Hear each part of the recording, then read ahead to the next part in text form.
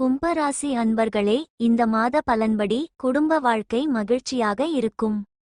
பண வரவு அதிகரிக்கும். மற்றவர்களுடன் பேசும் வார்த்தைகளில் நிதானம் அவசியம். திட்டமிட்டு செய்ய நினைத்த காரியம் விரைவில் முடியும்.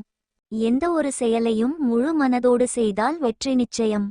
குடும்பத்தில் எல்லா காரியங்களும் அனுகூலமாக நடந்து முடியும். தெய்வ பணிகளில் ஈடுபடும் வாய்ப்பு கிட்டும். உறவினர்களுடன் ஏற்பட்ட மனக்கசப்புகள் நீங்கும். பிரபலங்களின் தொடர்பு கிட்டும். குடும்பத்தில் குதூகலமான சூழ்நிலை காணப்படும்.